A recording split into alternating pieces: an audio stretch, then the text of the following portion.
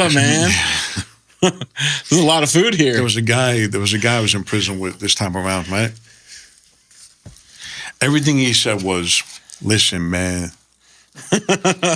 So that's all he said all day long.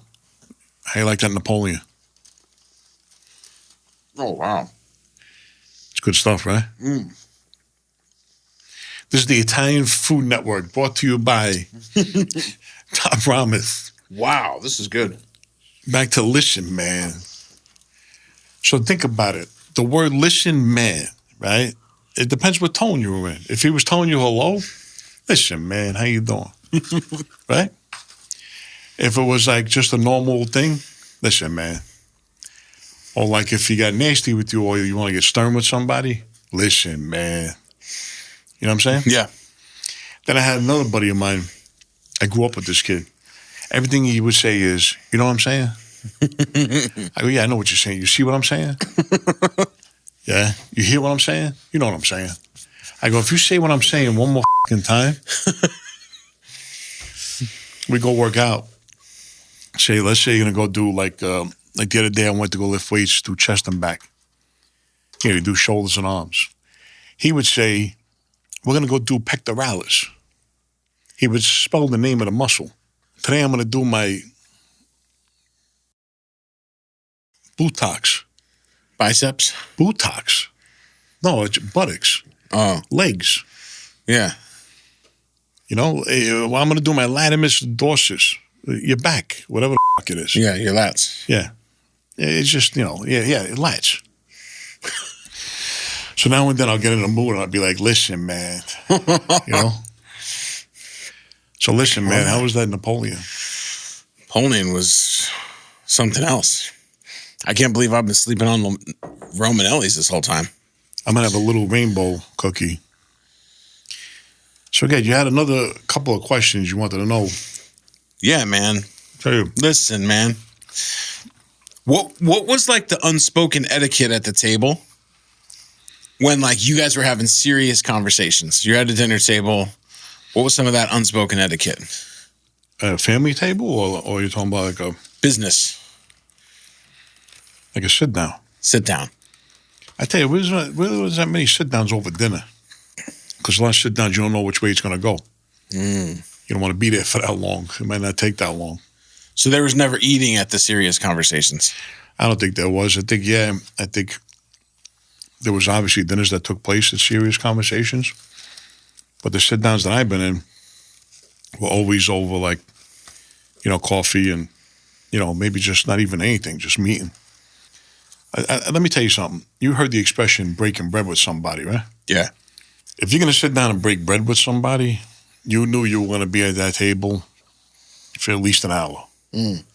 And you could tell a lot. In my opinion, you could tell a lot about a person if you go out to eat with them. Mm. Like what? Here's things that I look for. You talk about etiquette, right? I'm not going to eat alone. First off, I'm always going to wait for you to get your food. So, for example, if my food hits the table first, I'm not just going to start eating. Mm. I'm going to wait till your food comes too. That's proper etiquette. That's showing respect. Yeah. You know, if I start eating like a Galvon, you're going to say to yourself, "Oh, this guy only cares about himself. He's not respecting anybody else at the table." So I wait for you to get your food. When we both have our food, that's when we eat. What if somebody says, "Hey, go ahead"? No. He's saying go ahead, but in his mind, what he's really saying is, you know, he really doesn't mean it when he's saying that. You know what I'm saying? If you're smart, you're saying he really doesn't mean that. He's just saying it to be nice. No, go ahead. Start without me. You don't start without him. Yeah, okay. Matter of fact, you don't start without the whole table. You don't start eating. Especially if it's a one-on-one. If it's an intimate one-on-one dinner, you know, you don't... I mean, if you're at a wedding or you're at some kind of big group or whatever, nobody's paying attention. Yeah. I mean, you get your food, you're going to eat, right? But still, the people you're with, you wait till they get their food too. You eat together. So it's like a table of 6, and you're at a big group wedding. The first person who gets at the table is 6. It's the people you came in with. You came in with your wife, right? Yeah. You came in with maybe another couple, whether it's business or pleasure. I mean, let's say you get your food first and your wife is still waiting for hers. You're going to start eating? No. Why? Just out of respect. There you go. Yeah. Same thing. Even a business meeting. Me and you go out to eat something, whether it's business, pleasure. You don't get your food, I'm not going to start eating. That's one. Two, another trait that I look for when I go out to eat with somebody. Let's say there's a dish that's made for sharing. Okay? You pass it around. So now, if I'm the first person to grab it, I'm not going to go and glom half the dish. Right. And I'm going to just take a little bit under just to make sure everybody's going to get a taste. Yeah. Yeah. Some people I've seen in restaurants, like you go out to eat with somebody, they're passing around something that the guy likes from them, they'll just take, they won't think anybody else. You ever see that? And what do you think of that? I don't think I've ever seen that happen. Selfish. Yeah. Just out for themselves. Yeah. So I wonder if that would be a good way to kind of assess somebody through that method. Exactly right. Let's go have a dinner with him and see what he's all about. You have I've known from a lot of guys that I hung out with, old timers. You want to tell something how somebody is, go out to eat with them. They'll tell you exactly a lot of traits about a person. Here's another big thing. Let's say you're done eating, right? There's a let's say tomato and mozzarella, right? And there's one left. Do you take the last one? It depends on the situation. Give me it depends. So, I mean, if it's just like me and my wife and I'm like, babe, are you going to kill that? And like, you ask first. Oh, I see what you're saying. So yeah. Nobody just takes it. So asking first, I think, is the key thing. Key thing is, like, let's say, for example, there's one. That's good Napoleon, yeah? That's good, man. A shot of coffee. The top layer, I'm good on coffee, but the top layer of that is the best part. If I see there's like a little bit left, the last one, because a lot of things that you share, it might come out like odd pieces, right? Everybody got one and there's one left. I'm not just going to go grab it and take it. I'm going to ask everybody at the table, do you want that? Do you want it? Do you want it? Do you want? I'm going to make sure everybody says no, and then I could go and eat it. If a guy or a girl just goes and grabs it, again, only thinking about themselves, they don't care about anybody else. You know what I think of too is how people treat the staff. That's another thing. Being cordial and respectful to the staff, right? Yeah. I hate people when they sit there and they want to really talk condescending down to a waiter or a waitress. There's just no need for it. I never understood that. That's just insanity to me. Right. So it's a false sense of entitlement, power. They think they got this power. I'm the customer. Yeah. I'm you give me this, give me that, do this, do that. You don't got to talk to people like that. Yeah. Another thing I look for is the tipper. Yeah. How much you tip. Do you ever ask someone how much they tip and then try to feel it out if you do separate? I got a friend of mine, I'll leave his name mentionless. The guy's just, I don't want to say he's cheap, but I don't know what you call it. Yeah, he's cheap. I got embarrassed once. We're at a pizzeria. I don't know, maybe the tab was, it's about three of us. The tab was maybe $50. And he insisted he's going to pay this time. I must have paid all my tabs, right? And he gave 10%. So $5. $5. Oh. I mean, you got to go at least 20%. At least. Right? At least. I was embarrassed. You know what I did? I got up. I gave the girl money out of my pocket. Gave her another 10 out of my pocket. Says, here. Yeah. $10, 10%. He had it running around like you couldn't believe. I need more ice. I need this. I need that. You're eating fucking pizza. You know what I'm saying? That's crazy. 10%. I can't believe that, man. Yeah, no. You know another thing that really is a pet peeve for me is guys they'll split tabs with a girl.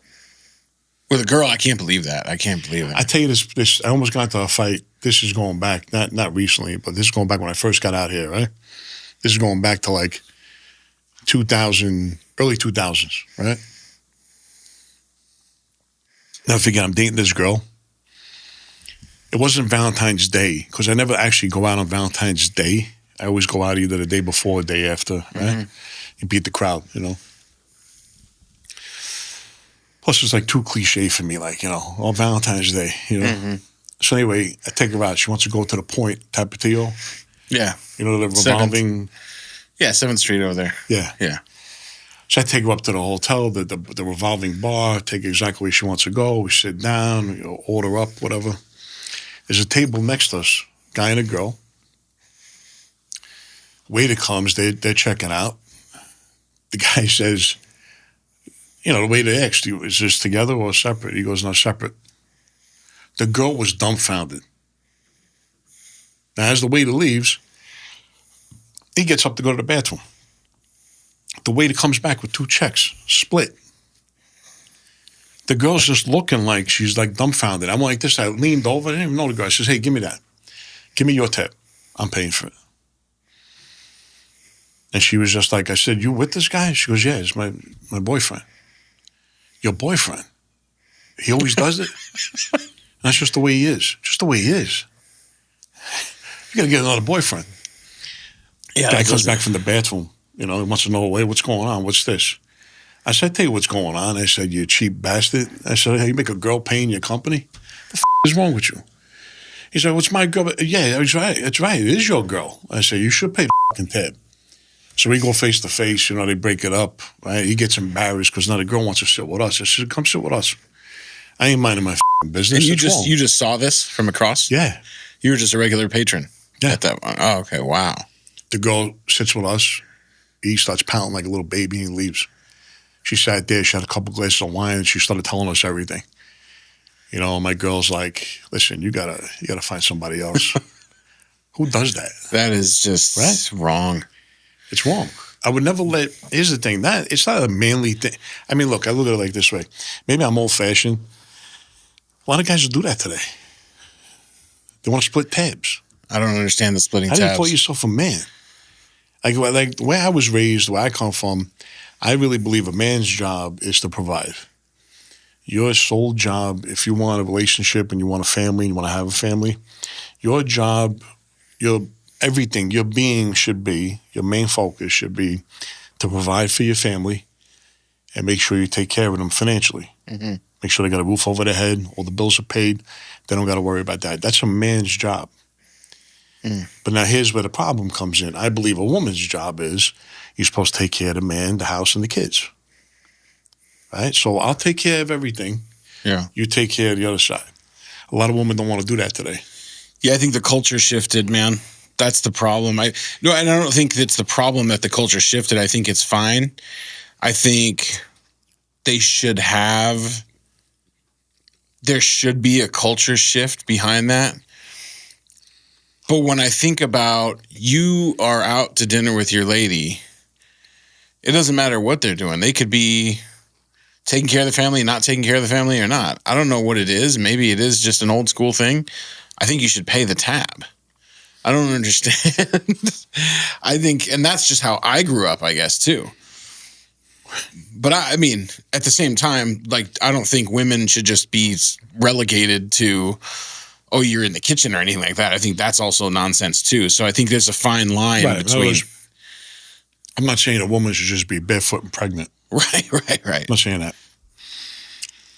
What I'm saying is, a lot of the women, they don't want to take that role. Right. They want to go out. They want to earn too. They want to be accomplished too. They want to take on some of those not manly, but they want to take some of that role. Yeah. Because they want to feel good about it, right? Yeah. I'm okay with all of that. 100%. What I'm not okay with when you talk about being in public, going out to eat, what I'm not okay with is splitting tabs with a woman. Yeah. I believe that a woman should not pay, especially if she's romantically involved with a guy or you're on a date. Separate checks. Yeah. You know. Now there are women who take advantage. Yeah. Oh yeah. They'll go to a place, they'll order up like nobody's business. Yeah. And you're sitting there and you're like, wait a second, you know? Yeah. She's really taking advantage, you know what I mean? 'Cause Yeah. she wouldn't order like that if she was by herself. But, yeah, that's okay too, because I look at it like, you know what? You're eating too. Yeah. You're eating, you're drinking, so you know? Yeah. Another thing is too, like, let's say, for example, you're pouring wine. I seen a waiter get cracked. And he didn't mean it because he didn't know the difference. You know, like when somebody pours you a glass, you know, to pour regular, like I don't want to pour like this. Yeah. Well, this waiter, he was going around the table, and one glass he did like this. He poured the other way. Mm. You follow me? Yeah. So he had it upside down. So when he slung He's going up like this. Yeah. Right? He's going around the table. And then there was one we got to, he went like this. And I really believe he did it because he couldn't, you know, it was awkward for him to reach. He went like this. Well, if you do that at a table, somebody, it's a bad thing. Like you're like saying that guy's like no good. Huh. I didn't realize that. I know, don't ever do that. Pour underhand, you're saying? Don't ever pour on the hand like this. Mm. You might as well call the guy every name in the it's like, it's fighting words. It's like you're calling the guy a rat, you're calling him fucking no good, you're calling him nothing, like he's different from everybody else. Yeah, it's like, it's a bad thing. Wow. At least in our world. Wow. So the guy he did it to, he went like this, right? The guy who was at the head of the table that took everybody out to eat, as soon as the wine bottle got back in the cold, on the, you know, what do you call the wine basket? Yeah. He took the bottle and cracked him over the head with it. No shit. So let's say, for example, I take you out to eat, I take about 4 or 5 guys out, right? And go around the table, and the waiter didn't mean it, you know. He goes like this to one guy. Oh. Now he puts the bottle back in, it's like almost empty. I get up, I go, what the you calling my friend? Yeah. I go, I get the bottle and I smash him right over the head. That happened. And you were there. Yeah. Oh, wow. What happened to the waiter? We got his head split open. So he had to leave, go to the hospital. Yeah, he started bleeding. They put what do you call it, napkins, or they took him out. You know, it was a scene. Yeah. Did he know why he got cracked? At the moment, no, he didn't know why he got cracked. I guess after that, Just got cracked. I mean, after that, he probably figured it out. You think that guy ever poured like that again? Probably not. not at a table full of gangsters and wise guys and stuff. But no, that's a bad thing. So I don't even think I would never pour like that because I think it's just too risky to drip something on. I thought you were going to say he was dripping on somebody's tie or something. No, that's another thing too. You got to twist when you're done. Did you know that you're pouring wine? Boom, boom, boom, glug, glug, glug. When you're done, and you can't just lift up. You have to twist. It is an art form to twist it. That's why they wrap it sometimes with the towel. Okay, he must have came from the twist and then went this way. Yeah. So he didn't mean anything by it. I really believe he didn't mean anything by it. No, he didn't even know. But that's an interesting thing about etiquette, though. You got to know your audience, man. KYA. You got to know your audience. Another thing is, it's a cool thing, like you get a bunch of guys that go out to eat. So let's say there's a party of 5 or 10, right? And I'll do this every week with a group of guys that I go out to lunch with. We'll pick a spot. There's usually about maybe 7, 8, 9, 10 of us. We'll go in, right? When the check comes, we all chip in evenly. It makes it a lot easier.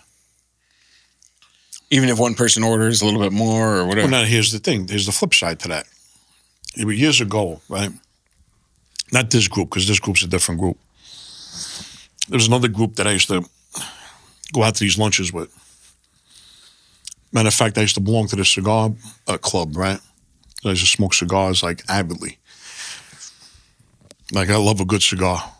Like I could smell. I told you that before. Yeah, same. I love a good cigar. You gave me a cigar. Yeah, the Burmese. I had it. Yeah. Delicious. Yeah, it's good, right? Mild. Very good. Mild, easy draw. Yeah. Beautiful. Great like after dinner. Yeah. I wish I had it now. This cigar club, right? Here's where I would get the short end of the stick. Everybody was a drinker. I don't drink. So say we go to Capitol Grill. Let's say there's 10 of us. Great place, by the way. Love Capitol Grill. Yeah, me too. Me too. So let's say we would go there, and it's the middle of the afternoon. Well, lady would go around. What are you guys drinking? I'll have a scotch. I'll have this. I'll have that. Everybody's ordering a drink. I'll have a beer. I'll have a whiskey. I'll have a brandy, whatever the it is, right? You know, we're lighting up cigars too while we eat. Because we're outside in the patio. You could smoke on the patio. Well, me, I don't drink. So right there, boom. I got to chip in for that. You know, I don't even drink soda when I'm out. I just have water. Now the menu will come. So say that day I feel like something that's, I don't know, $20.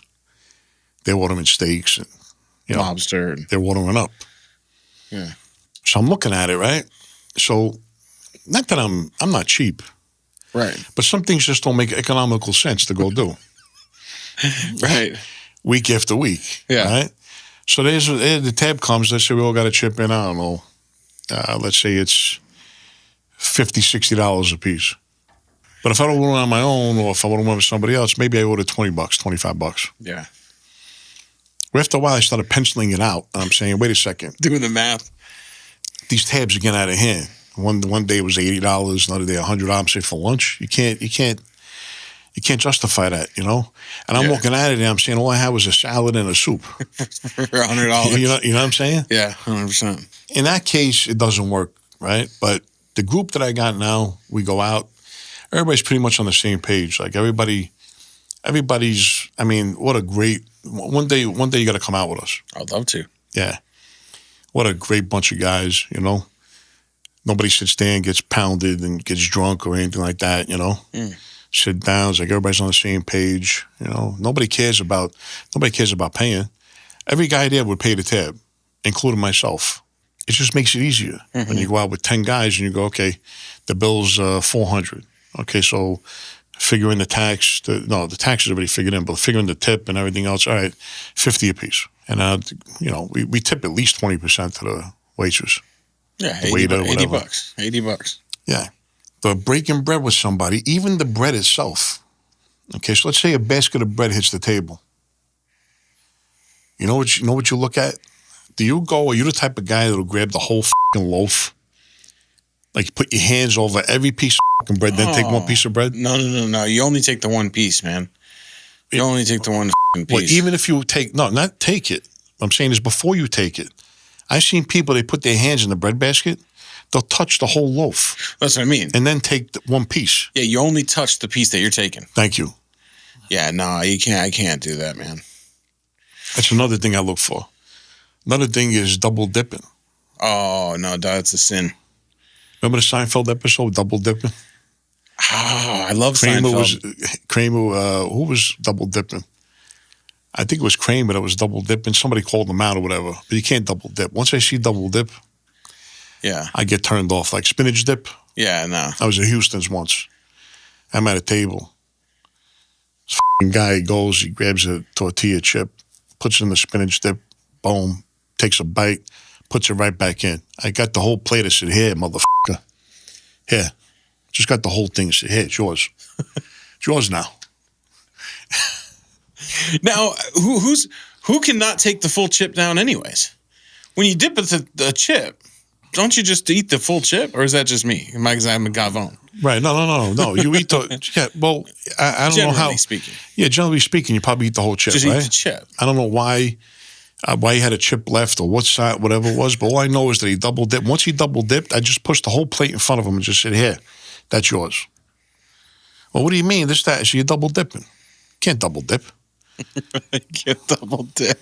That is a total Seinfeld episode, man, double dipping. Now, what about this? What about chewing? Oh, I swear to God, the most annoying thing when somebody sits and they're chopping away. Yeah. Chopping away. You got to close your mouth when you're chewing food. You got to close your mouth. Yeah. You got to close your mouth. I've seen guys, they're like, oh, here's another one. I seen a guy, Another friend of mine, he'll eat like with a piece of bread. He'll fold a piece of bread and he uses it like, with the spoon or the fork to shove the food in his mouth, right? And instead of wiping his mouth with a napkin, he'll wipe it with the bread and then eat it. Oh, man. That's How you like that? crazy. I can't believe that. Because there's other germs on your face that you're wiping it. He eats Wow. fast. He eats fast. I'm looking at him. He had a slice of bread. He had all I think it was barbecue or something. He wiped his face and then ate the bread. I'm like, what the are you doing? Yeah, the worst thing for me is when somebody's talking and chewing and they're breathing through their mouth and then they have the little stuff with here and the little stuff in this corner of their mouths and then they're like, you can see the food. Oh, man, no, hell no. I can't do it. Well, how about they're spitting? They're talking with food in their mouth. Yeah, that's a whole nother They want to start talking, and then you got food flying at you. pieces. Nah. What would happen if something like that had bad manners at a gangster table? A lot of guys that ate had bad. Well, they a lot of choppers out there. Bad manners or any of the etiquette that we talked about. Not bad manners, no, very respectful. Not bad manners. What I mean is, sorry, there's a wrong way to say it. Like one of these faux pas, one of these etiquette faux pas, and you're at a gangster table, and we're talking about business. What would happen? Did you have to say something? I'm telling you, when you leave that table, people are going to talk about them. Then they know you're the guy that eats before people. Then they know you're the guy that takes the bread. You see what he did? Yeah. Took the last piece, that sucker. Yeah. Or they'll say slob, or they'll start talking behind his back. Yeah. When the guy does that. But for the most part, everybody's got real strong etiquette when it comes to food. Yeah. But I know when I go out to eat, that's what I look at. And I was always told from a kid, you want to know somebody, go out to eat with them. Because it'll ring true with everything else. How they are with food. And again, generosity too. You got guys they'll eat, they'll guard their plate like you're going to steal it from them. You ever see guys they'll eat, I think they're back in jail or something, where they're just covering like this. And Right. They won't offer you to taste or whatever. You understand? Do you think that? Yeah, absolutely. Do you think that has to do with going back from being back? It could be the guy was in prison. Yeah. And he still thinks they're going to steal his food or whatever. Right. Or it just could be the guy's just a selfish. Me, if I order something and you're looking at the dish and everybody's going, "Oh, that looks good," I usually offer everybody a taste. Like, you want a piece? You want to try a piece? You should. I mean, I like that. I mean, I'm not mad at that at all. I always do that. The only thing that I'm not a fan of is like potluck style things. Because potlucks, I just can't. You don't know how many people are, what they're doing to the food. You don't know how they're handling it. I can't do potlucks, man. The thing with you're right. You don't see him making it. Well, that's a restaurant too. You go to a restaurant and you don't know what's coming out. I guess that's true. Yeah, any restaurant, you have no idea really. When I think about the restaurants back in the city, my favorite restaurant growing up was Angelo's. I was going to ask you what your favorite restaurant was. So it's Angelo's. Yeah, it was Angelo's between Mulberry and... It was on Mulberry between Grand and Hester. I don't think it's the same Angelo's today. I know it was the original Angelo's. I used to go there as a kid. The best. And there you go. Now, what made this place... Well, you know what got different? burned? I heard it got burned in a fire. There was a fire. Somebody, I don't know. I think it was a legit fire, and they reopened it. But now I heard some of the comments. People tell me it's not the same food as it was before. But the way I remember it, it was the best. Now, was it a food thing, or was it more of like this was like a neighborhood thing connected? No, it was food. It was the food was good. Yeah, that food was good. There was another place. It's not there no more. It was on Kenmare Street, off of between Mulberry and Center. It was called Patrici's. That was a good spot. Good food. Another place I used to go eat was Benito's One. Benito's One was on Mulberry Street between Grand and Broome. Then they opened up Benito's 2 across the street. But Benito's 1, it was like connected to a building my aunt used to live in. So anytime we went to go see my aunt, the door was open to the kitchen. You would always smell the the food cooking, man. What did you like better? Your favorite restaurant type of food growing up, or your home cooked food growing up? Home cooked. Home cook over restaurant any day of the week. Didn't matter what restaurant. Yeah, any day. Didn't matter if it was Napoli. It's made with love. Yeah. Well, Napoli, and back down to Napoli, right? Yeah. She made me a dish once. I never forgot it. So, like I said, she would always make like a big thing of pasta. Yeah. And feed you, right? So one day I had a dish. I think it was Fontana or Jerry. One of them. They offered me food. I said, I'll have some, right? And she made a regular basic spaghetti with tomato sauce. But what she did was she cut up a buffalo mozzarella into little cubes, fresh mozzarella, and she sprinkled it on the top, and the grated cheese and the basil.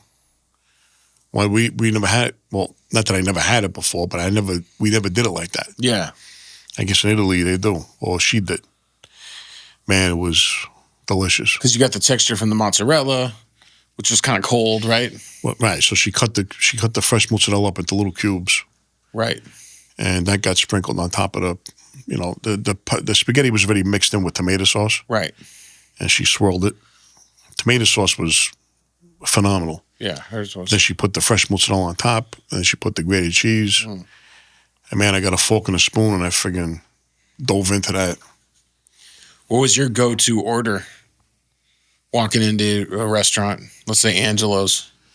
Angelo's was always the stuffed veal chop. Stuffed veal chop. Yeah. What'd they stuff it with? They stuffed it with prosciutto, mozzarella. What do you call it? Sometimes, no, it was the Fontina cheese. Oh, Fontina. Wow. Fontina, prosciutto, another piece of ham, some spinach. So it was like rolled almost? No, it was flat. It was a flat chop that they cut in half, I guess. Right? Peeled over. They stuffed it with two different types of prosciutto, like a prosciutto and a ham, spinach, a cheese, like a Fontina cheese. And they sealed it back, or like just held it back, whatever. They would pan-sear it, and then make it with the sauce right in the pan, or broil it. It would come out. They would give you a potato croquette. Potato croquette was perfect because it would scoop up the sauce. Yeah. And then they would have a vegetable with it. How did it stay sealed? I don't know. So, wow, they just opened it up, I stuffed don't even it. know if they opened up all the way. Maybe they just opened up Just certain enough way. so that you can stuff Just it. Okay. enough, but man, it was perfect every time. Wow. I would start off with mozzarella and tomato, or like mozzarella and red peppers. Yeah. Make the fresh red pepper. I think I like that better than the mozzarella and tomato. Yeah, gives more flavor, more Yeah. texture. Yeah. But my all-time favorite is the mozzarella and garage. What's that? They call it mozzarella in carrozza. So it's mozzarella and bread. Oh, wow. So what they'll do is again, I don't know how Benito's had the best. Benito's won. I don't know how they did it, but they would stack, let's say, a piece of white bread or a piece of whatever bread, mozzarella bread, make it like a triple decker. Oh, wow. Okay. They would take that and cut them into like little cakes, right? Cake size. They would get it, put an egg wash on it, breadcrumb or flour, and they would just saute it in a pan with like a lemon butter caper sauce, white wine, with some capers. Oh, my gosh. When you got this thing on your plate, oh, God. That sounds phenomenal. I've never had anything like that before. No? No, where can you get that? Can you get that out here anywhere? No. Make it at home. Only at home you got to make it. Damn. Mozzarella and carrozza. There's one dish I really want to try. When you said veal parmesan, or when you said stuffed veal, it reminded me of this veal parm dish that's award-winning over at this DiMaggio's place. You been in there yet? No, I heard about it. Got to go have that veal parm. Well, he takes the veal chop, probably pounds it, Yeah. and makes this big, flat frisbee. Yep, and then the bone is sticking up at the top. The bone sticking up, yeah. Yeah, that thing looks good, man. I can't wait to go have that. So that was your go-to dish. What about dessert? What was your go-to dessert? Cafe Roma. So, but what would you get from there? Depends. Some days you're in the mood for like just a rainbow cookie. I mean, a couple of cookies, 2-3 cookies, like a pinoli and a rainbow like we had now. Mm-hmm. Or sometimes you feel like a Napoleon or a cannoli. Depends what what you're looking for. But always Cafe Roma.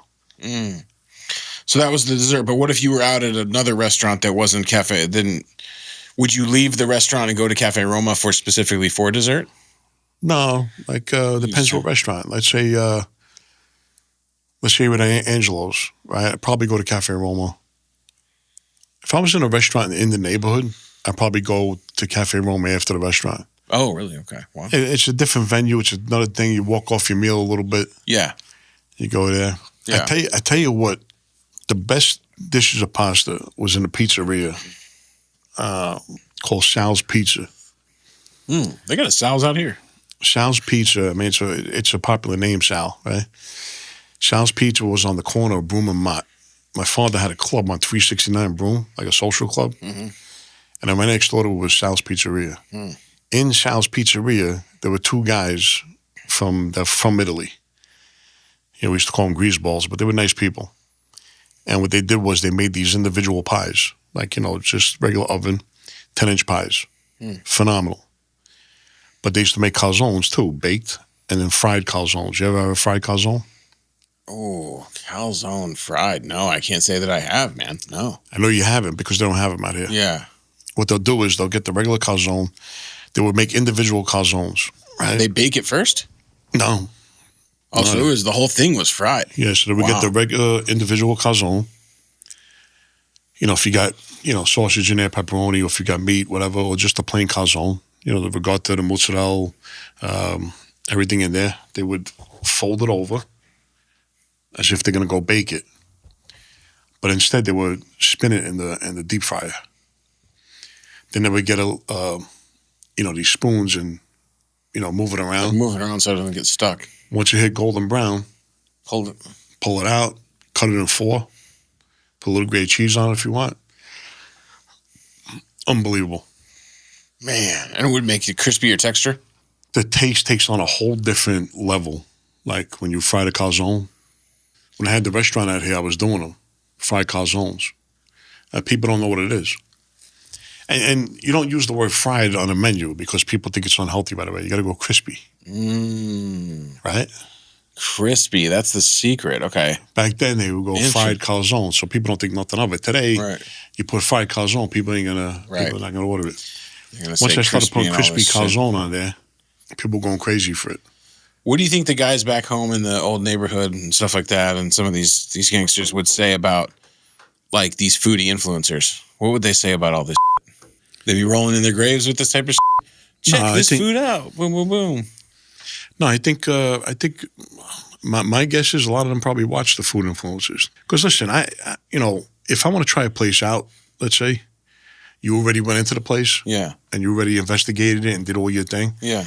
And I got faith in you that you know what you're doing, which I know you do. You already did the work for me, so I know it's going to be, I'm not going to get stuck. You're going to save me a lot of time. Interesting. So you think they would have embraced it? They wouldn't have thought it was like some horse shit. Now, what if what if foodie influencer came in and didn't like somebody from, you know, a gangster's dish or something, and then do you think they would come after him, or do you think they would just give him a call? Or yeah, I think you would get a call and get invited back in. I say, hey, let's do this over again. Yeah. And you had to oblige at that point. If you were smart, you would have to oblige. Yeah, but I mean, nobody's really. I watch a couple of influencers. That one guy from New York, he's a cab driver. Yes, chef. Oh, the cab driver, dude, he's dope. I love that guy. Yeah, he goes, let's see how much. What's his line? Yeah, let's see how much this costs. How much this is, and for a one-time meal and so and so. No, he's great. I love that guy. I like him. So he goes into places and they really cater to the guy, but he gets a legit review and he pays. Yeah. He won't take nothing for free. Like they try to grease him. They try to say, no, it's on us, whatever. He goes, no, I'm going to pay. Yeah. So him, I watch. He goes all through New York City.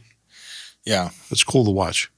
It is cool. I mean, there's something to be said about, I've definitely done hosted experiences where they host my meal. But what I said was, hey, listen, you can do the hosted meal. But if there's something I'm not comfortable with putting out there, I'm leaving that off. Or I'm going to say, hey, I wasn't really into this. Like I did one not too long ago, barbecue spot. Good beef rib, good burn ends. I seen that one. But like, I wasn't feeling their link or their ribs, their pork ribs. I just really wasn't. And I'm sorry. But like, I just said it wasn't my thing. And I told the guy straight to his face. Not in like a bad way. I was just like, hey, man, those weren't really my thing. I'm a texture guy. And, you know, both of them just weren't my thing. So I'm going to say that. He was like, all right, that's cool. What I like about your channel is you're very fair. Okay, and you're honest. Yeah. You know, if you like something, you really like something, right?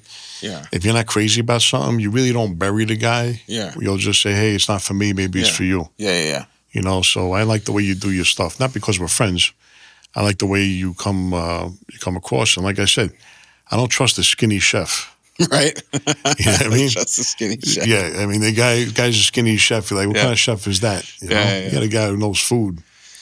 Have you ever seen this clip of this? And it's an influencer, which it reminded me, thinking of this clip reminded me, but this young influencer, and I think he's sitting down to eat, or he's on live.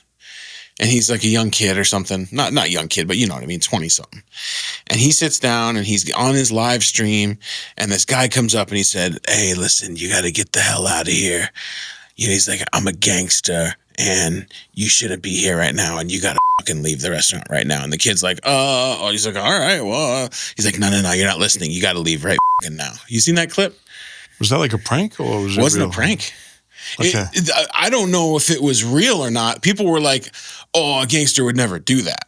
No, right, exactly right. What I was going to say was a real gangster would never do that. Real gangster is not going to come to you and say, I'm a gangster, get out.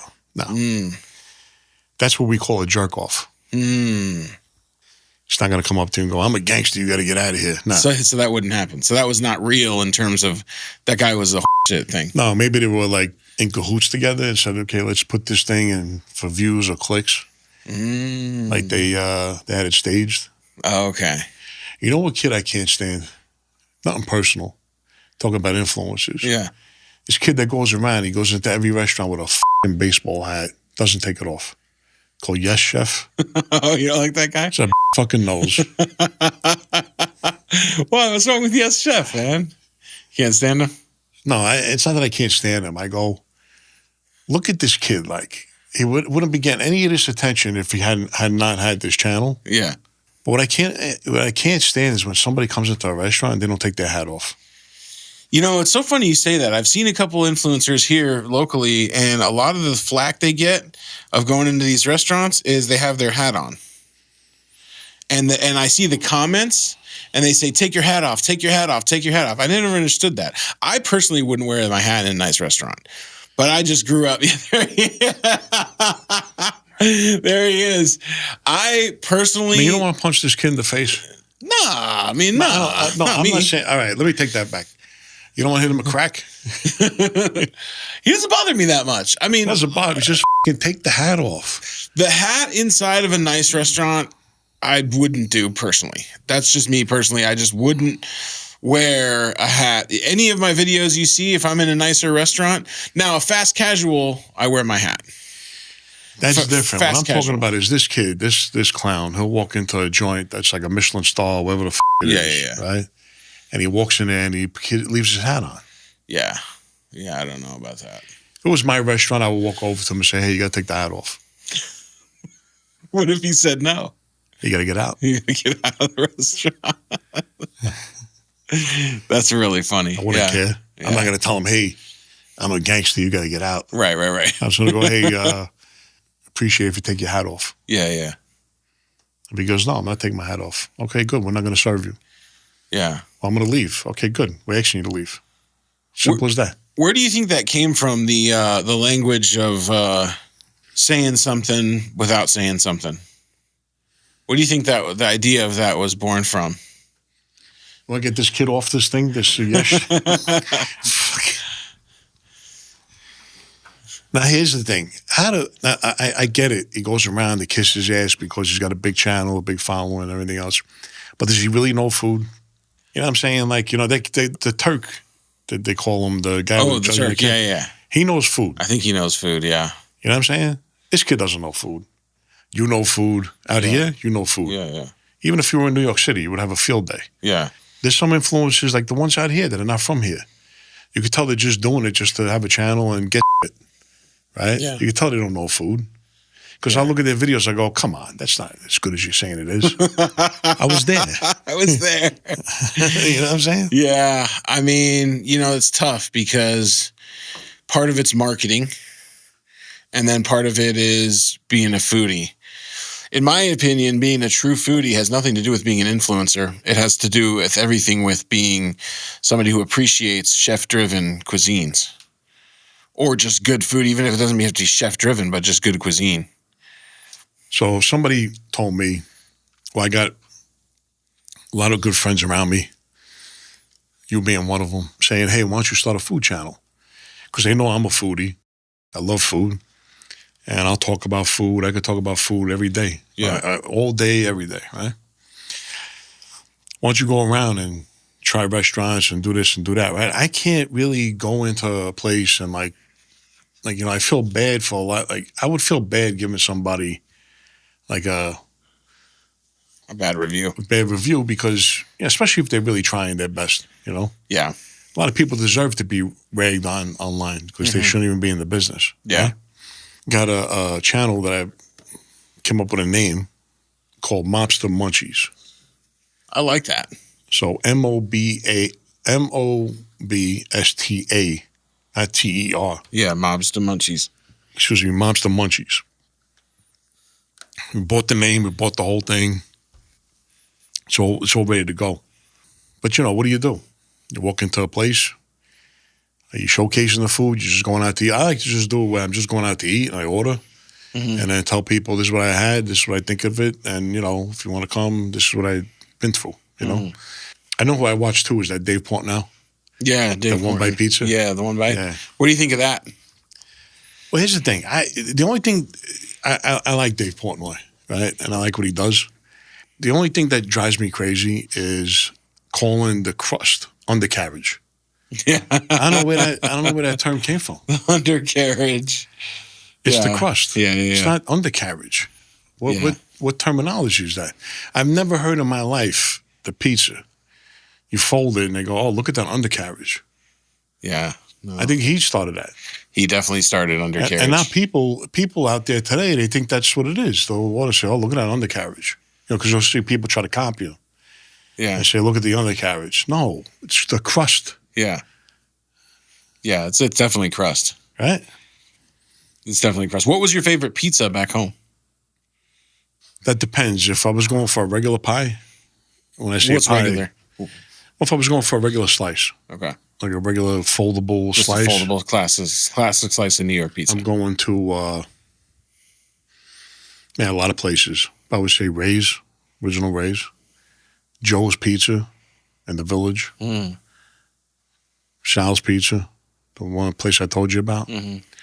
But Sal's, I would go get a mini pie. The mini pie was always like, I would use that as my bread. Like, so I talk about these guys how they made single dish pastas in the back. They had a little oven, little stove, and they would make like linguine with white clam sauce, linguine with red clam, like little mini clams. They make any dish of pasta you want in there. And they had a little special, like, we're making bolognese today. We're making, just a tomato sauce. We're making whatever, vodka sauce. I'd always go in there. My favorite was to get the linguine with the red clam sauce and get a mini pie pizza and use that as my bread. But it didn't have the cheese and everything on it still? Yeah. So you still dip it. You dip that in the sauce. No, I would get the mini pie, right? Get one slice, fold it.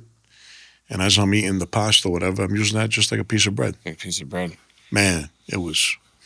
And what you do is you go walk it off, right? And then you go to Cafe Roma. You can have your espresso and a piece of pastry or a couple cookies, and you're good. How important is the coffee at the end of the meal? I think what mandatory too is to have espresso after the meal. You got to have espresso. Yeah.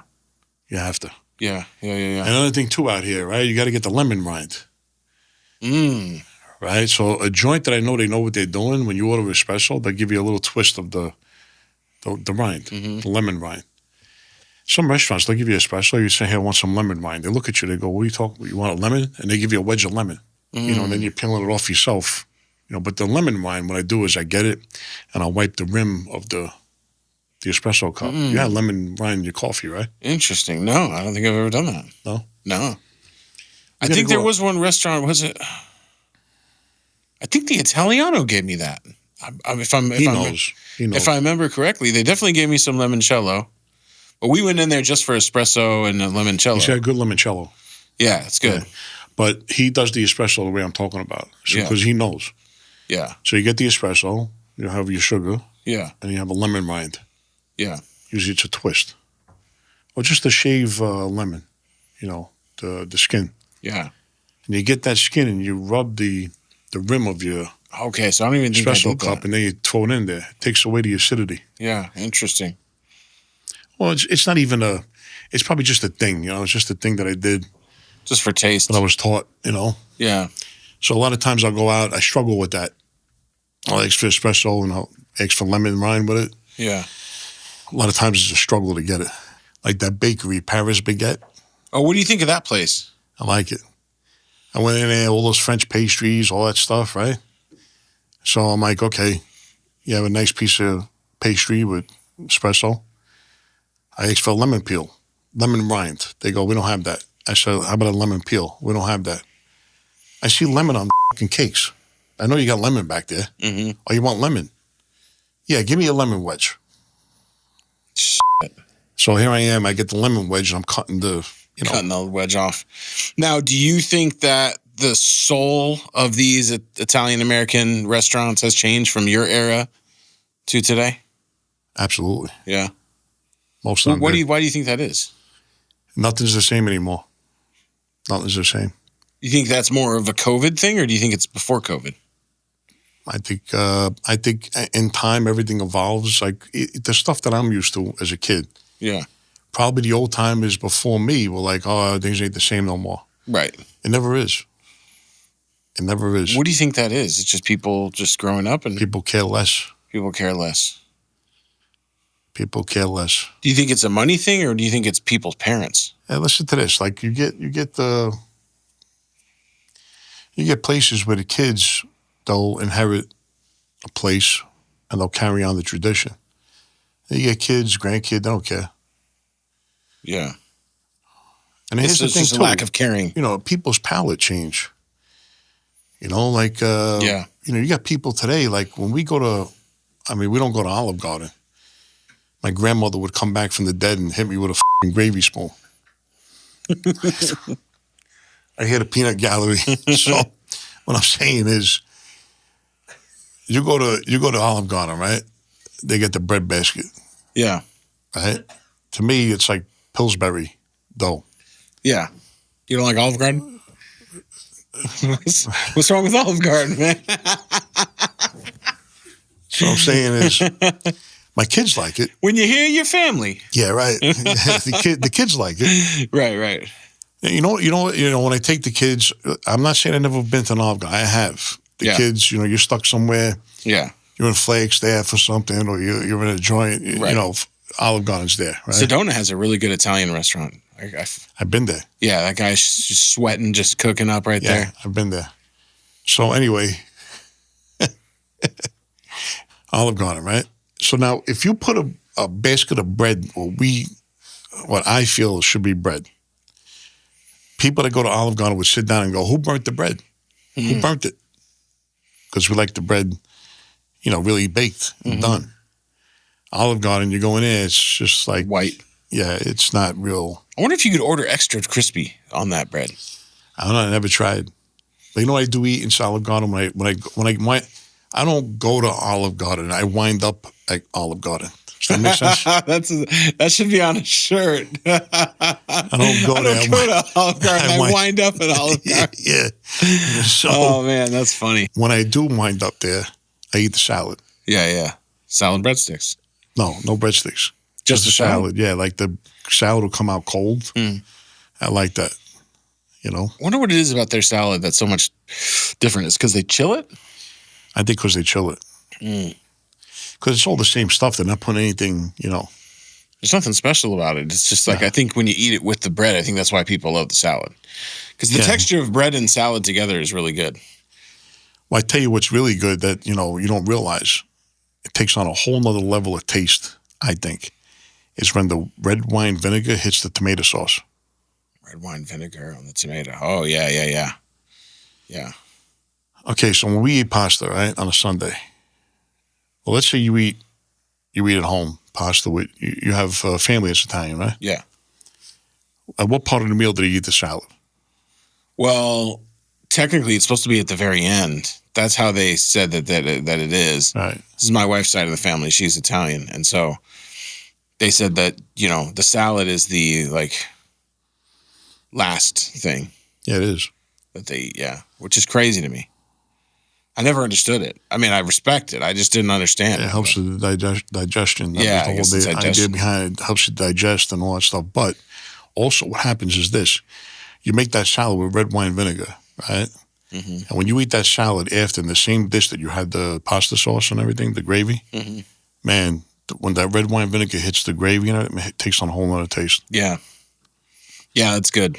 That's really good like that. You could even make a sauce that way too.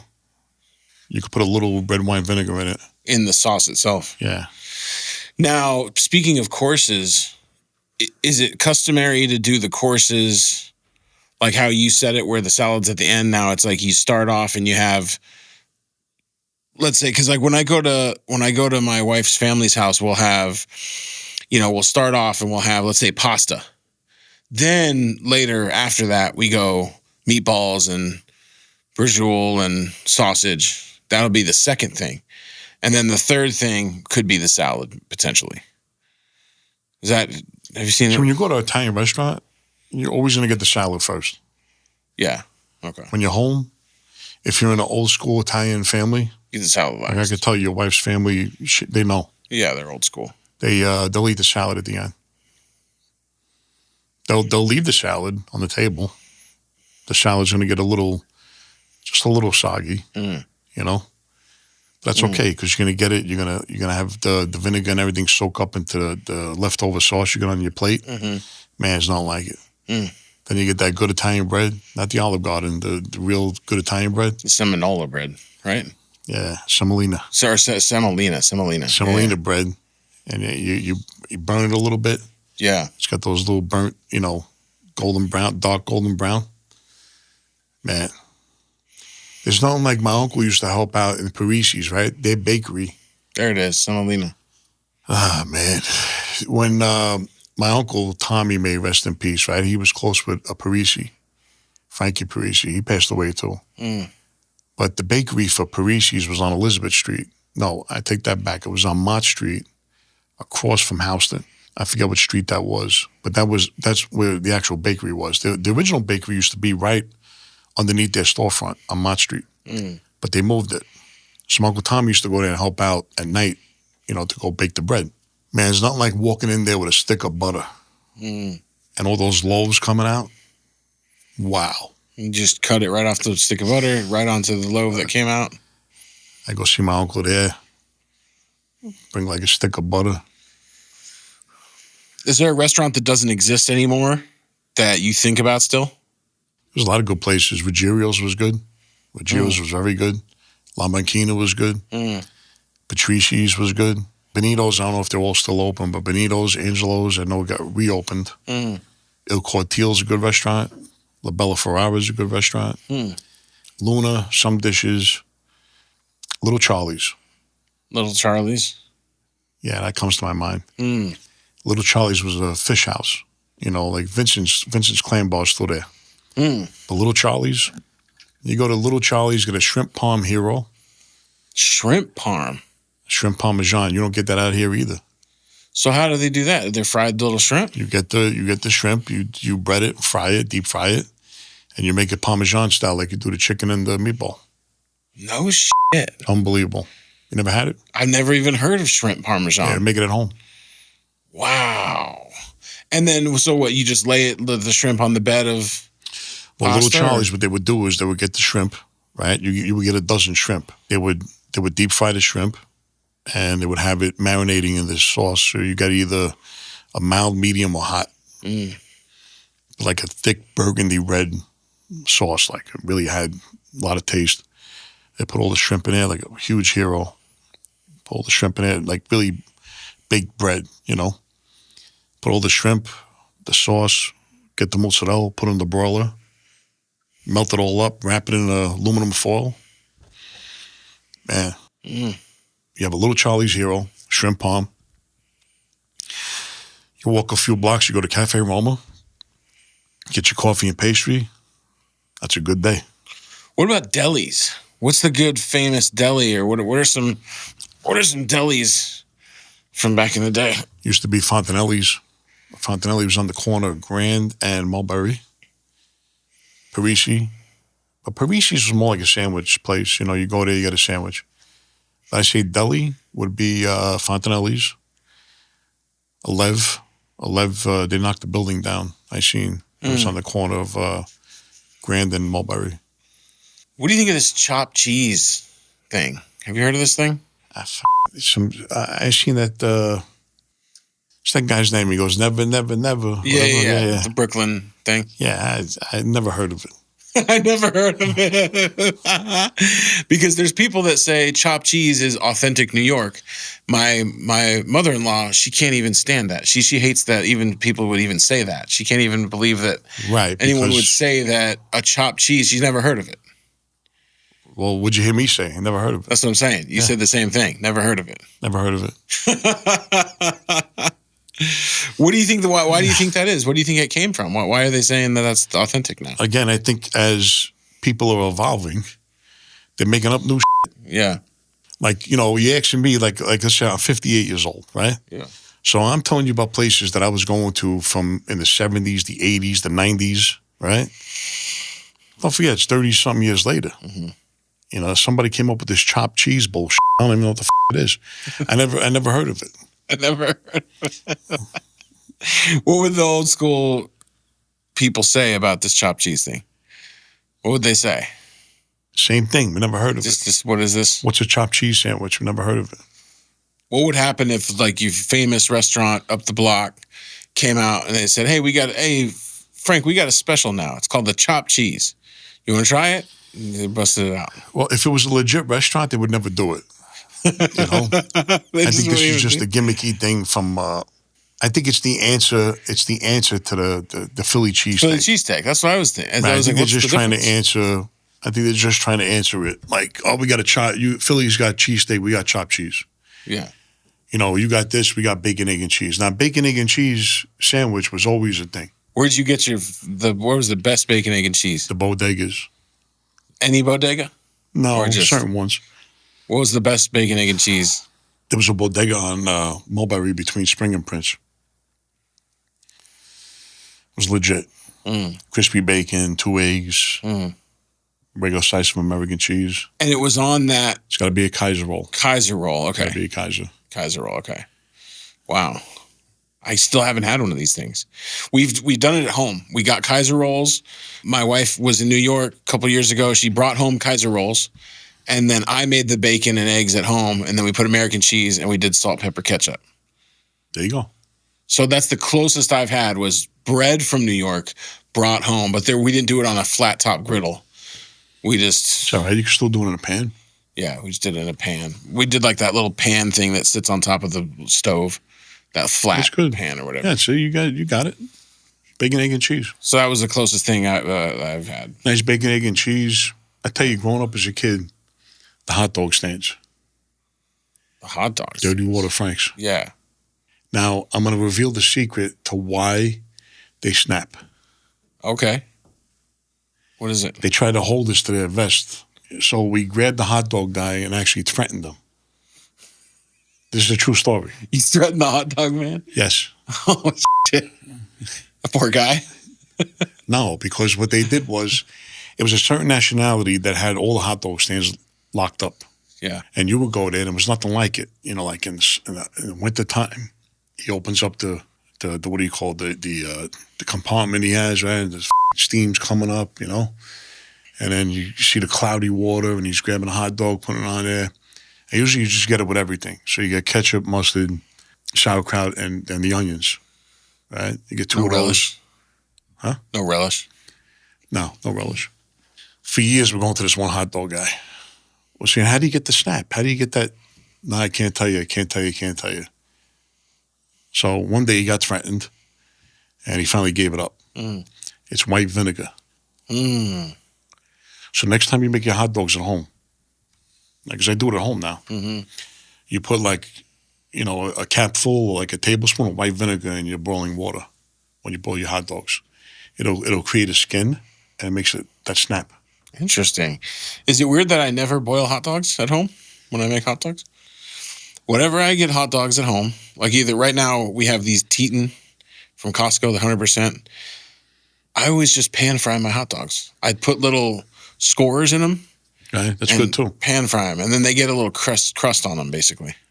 That's good too. Like Gray's Papaya. You ever heard of that place? No, you were telling me about that though. Gray's Papaya is on 86th Street and 3rd Avenue. Yeah. Right? I think it's still there. Man, landmark place. The home of the 50-cent hot dogs. Still? No. Oh, yeah. No, probably went up. Yeah. But they pan fried their hot dogs. Like they would have them all on a flat top. Okay. Grilling up, sizzling up nice. Yeah. Right? They'd have the sauerkraut, the mixed onions, all the New York, condiments you would get.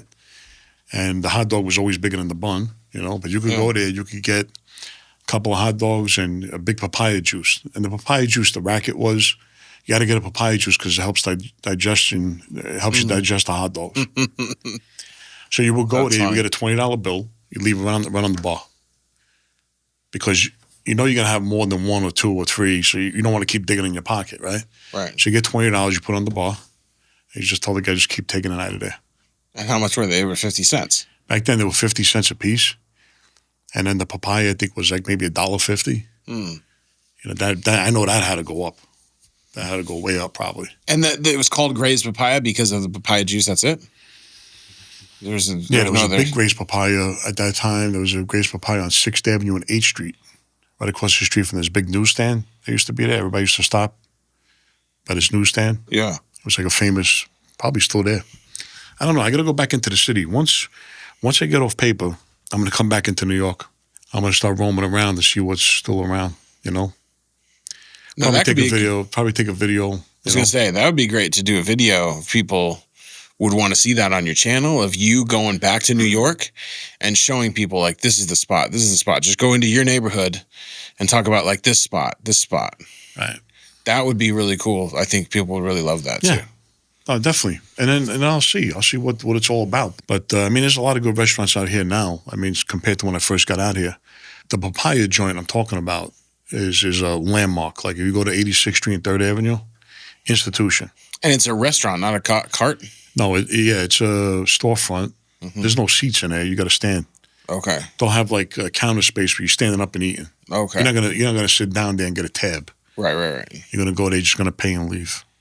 Got it. Okay. You go 2 hot dogs, papaya juice, good. Wow. 2 dogs. So they're not very big. They're big. Well, back then I used to down like, I used to eat like 6 of those things. No shit. Yeah. Ooh, 6 dogs. But man. I tell you what was lunch when I used to go to Chinatown. Always two egg rolls and a Coke. No matter what. 2 egg rolls and a Coke. The fat New York egg rolls. Yeah. It's not a Chinese thing. The Chinese did it for Americans, really. Right. But New York egg rolls are bigger and fatter, and they're stuffed with more like pork and meat and stuff like that. Cabbage and stuff, right? Yeah. 2 egg rolls, just the right amount of grease. I heard Red House has the better style of egg rolls, the ones out here. They're okay. Yeah. Used to be Jade Palace was the best. That guy was from Flushing, Queens. Well, he is from Flushing, Queens. Yeah. What happened to Jade Palace? Did they go down? No, they're still around, but they just every time I go in there, like you talk about things change. Yeah. When I first got out here, he made food just like back home. I love Jade Palace. The New York egg rolls, the barbecue spare ribs. He did everything. It's still good. Don't get me wrong, but the egg rolls got smaller. Everything just got smaller because cost. Maybe what do they call that? Shrinkflation, maybe. Ugh, can't stand the idea of that, man. I guarantee you. How old are you now? I'm 45. Okay. 10 years from now, these same restaurants you go to that you love, gonna be smaller. You're gonna know them. You're gonna know them to be better. You're gonna say, "Oh, it wasn't like back then." Your palate will change, or like they're gonna change, or something's gonna. It's never the same exact. Jade Palace, 2 egg rolls and a Coke. Nice. That was lunch from Chinatown. That was your thing. Now, was there ever going back to the deli thing? Was there ever like the bagels? Like, did you guys ever go into like Jewish delis or all the time? like the kosher type of style delis? Always. What was the classic one for you? What was the best one? The go-to we used to go to a lot was Sargi's. Sargi's was on. Let me see. I know people are gonna say, no, it was on First Avenue. No, it was on Third Avenue. It was on one of the avenues. Okay, my guess is Second Avenue. Not Second Avenue Deli was there, but I'm gonna say Third Avenue and in the 20s or 30s. Sargi's. There you go. That's it. Wow. There it is, Sargi's. Now that was the best one, huh? You always see Katz's Deli. Man, I follow Katz's Deli, and I can't tell you every day I just want more Katz's Deli. Right, but now here's the difference, okay? This would be your Cafe Roma, and Katz would be like Ferraris. So if you're a tourist and you went to New York, they'll tell you go to Katz. If you're a New Yorker and a real New Yorker, you know you're going to go to Sargi's. You're going to avoid, really? Yeah, you're going to avoid all of that, and you're going to get the same, if not better quality here. So you're talking about if I go tomorrow to New York, don't even go to Katz's, go to Sargi's. I would say go to Katz to get the experience. Right. You know. But what if I don't want to wait 2 hours for a pastrami sandwich? You go to Sargi's. Go to Sargi's. Yeah. Okay. Now, what do you like better, pastrami or corned beef? Me? Yeah. I usually get half and half. Okay. That's the way to do it. I usually get it lean, too. Yeah, because too much fat. The corned beef is the lean or the pastrami is the lean? They make them both lean now. I go for both. I go half and half, and I always got to get a Dr. Brown's cream soda. Dr. Brown's, man. You got to have Dr. Brown's. I love But a Jewish Dr. friend of mine Brown's. said, get the Dr. Brown's with the celery. I know. I've heard that, too. The celery Right? Dr. Brown's, yeah. I just like the Dr. Brown's cherry. I think dark cherry or... Yeah, like I think It's always a cream soda. See, when you go to a Jewish deli, you're supposed to get like a big... Like when I used to go out there, we get a big dish of pickles. All different pickles. Stop picking on. Yeah. Usually order a hot dog. You got to get the hot dog. You eat knishes, right? Yeah. Hell yeah. But which ones? The round ones or the square? The round. You ever have the square ones? No, I never had a square knish. Okay. So a knish, he's got them. Romanelli's has them. He gets them in frozen. Those are the knishes that were always on the hot dog stands. Oh, okay. So the same hot dog stand, right? You can go get a knish. Let's say you don't feel like eating hot dogs that day. Yeah. You would get a knish. They would cut the knish in half, flop it over, and then you would put mustard ketchup in the middle, and he flap it back over like a sandwich. And you would eat that. That was lunch too. So it's just a knish with mustard and all that stuff in it? They would put it in for you. But interesting. The square knish. It was the square knish. That's the one. That's the real knish. The home-style knish is the round ones that you get at Chompy's. That's the homemade knish, like a house-made. Right. The original knish that we grew up on is the square ones, like a square like this. What about out here? What deli out here compares to what you're used to? Anything? None of them. Nothing. Damn. That's a shame, you know? There should be something like that. Is there not a market out here? Before Chompy's sold out, they were halfway there. What do you mean they sold out? Well, a real big Jewish family owned Chompy's. Yeah. I don't know what they were. I think the Bernsteins or whatever. It was a real Jewish family from New York. They came out here. They started Chompy's. Okay, I didn't know that. And they sold. They sold to who? To some company. Now when you walk into Chompy's now, it's all like corporate. Oh. So if you look at them, everything changed. Damn, that sucks. Matter of fact, I went in there. I had potato pancakes and things that I would normally order. I had to send it back. Really? It's not the same no more. Damn. What do you think it is about it that changed it so much? Just that people new ownership. Just the new ownership. People just don't give a Yeah, people don't give a Like, and here's the thing. There's always people, like if you got the Jewish family that started the business, they're going to keep that authenticity in the place. Yeah. Right? Once that goes away and you're relying on somebody doing it, and to them it's just a job, there's no love in the food. They don't care about whether you like it or not. They're just punching the clock. That's the difference. God, man, that sucks. Why even do it then? Like, why even go be a cook? Just because it's a job? It's like... Well, you got to be passionate about food, right? You got to like what you're doing. Yeah. But there's some people that just, it's a job. I mean, listen, it's a tough business. Yeah. It's a tough business. I mean, you really got to love what you do. Yeah. Because you talk about long hours and you underneath the heat, the stove and all. I mean, it's a tough business. If you were going to open a restaurant today, what kind of concept would you build? Depends. If it was just for the money, I would go with the latest trends, what's trending. But a passion, Yeah, love of the game. Italian food. Just Italian food. Would you have a big menu or would you simplify it? Simple, old school dishes that I grew up on. Wow. But a lot of the stuff people don't know. You got to introduce it. Yeah. You got to introduce it to them. They don't know what a fried calzone, Bolzano garots. Yeah. There's things that my mother makes and my grandmother made and other Italian families back east. Things that they know. Like rice balls. They call them arancini. When they call them arancinis. You call them rice balls? Yeah. Mm. Who has the best rice balls out here?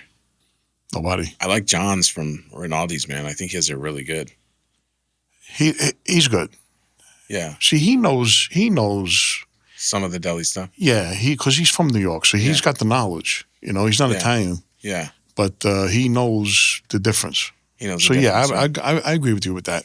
I liked his arancini, her rice balls. I agree with you with that. Some people say Little Joe's is good. That place, Little Joe's or whatever. There it is. There we go. Arancini. You got to go to DiMaggio's though, man. Did you go in there yet? No, I got to go. Oh man, I can't wait till you go. Really? Oh man, we're going in 2 weeks. The place I like is Italiano. Yeah, the place is good. I like what he does there. Yeah. You been to the Italian Daughter yet? No. It's his sister. Yeah, I heard about it. Ooh, you got to go in there too. I think those are probably in my favorite conversation is Italian Daughter, Italiano, DiMaggio's in my favorites of the conversation. That's a good family because I remember I used to go to his father's place, Tommaso. Yeah, legendary, dude. What a good family. Yeah, legend. Tommaso's was legendary, man. To me, that's when I think of Phoenix Italian food, especially from the 90s into the early 2000s, man, it was Tommaso's, man. That was just the spot. What a great family. And I love how the father and then the son and the daughter, they worked in the business. Now they're carrying on. Yeah. I mean, I love that. It's really cool. And I like everything he does. He does. I think the Italiano is the best restaurant he has. Yeah, I really do like the Italiano. He does a good job at everything else, but not like the Italiano. Yeah, that place is really good. But man, well, it's always a pleasure. Yeah, absolutely. We're doing our outro here. I can't believe it's been so. Get a sign from the peanut gallery. Yeah, I can't believe it's been all these hours. It feels like it's just been 20 minutes. We've been talking for 3 hours. It's just two guys chopping it up. Yeah. That's what I always envisioned for this podcast. Yeah. I don't want to do Zooms and all this stuff you see. I want to have one-on-one, maybe we'll get a couple people here once and just sit down, chop it up, and have a conversation. Yeah. Everything in person. It's not like being in person. Yeah, man. And once I'm off paper, then all the felons come in. All right, I like it. Well, thanks for having me, man. I really appreciate it. It's been cool. It's been a great experience, man. It's crazy stories, man. I can't believe the stories. I'm going to put the link to your all your stuff down on the episodes. Okay. Make sure people click on it. Definitely. And tune in and follow you. Yeah, I'll cross-promote it too, man. I got you. We got to do it again. Yeah. Like I said, you're part of my tribe. Oh, man, I appreciate it. And like I said, it was a pleasure having you here. Hell yeah, man. Thanks, brother.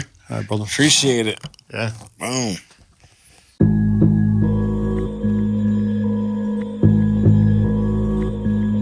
You fuck around and playing with the wrong pistol. My shit got a broken safety. Flow sumo, this ain't a game, Uno. Shout out to my Usos, killing bills like Uma. Balls travel from Pluto, big truck soprano, gabagool and prosciutto. Kicking ill like judo, judge and jury like Judy. Hoes think they knew me, flows flow through me. Nike gray hoodie, contemplating money. Bees swarming like honey, watch your little homie filter through the phone.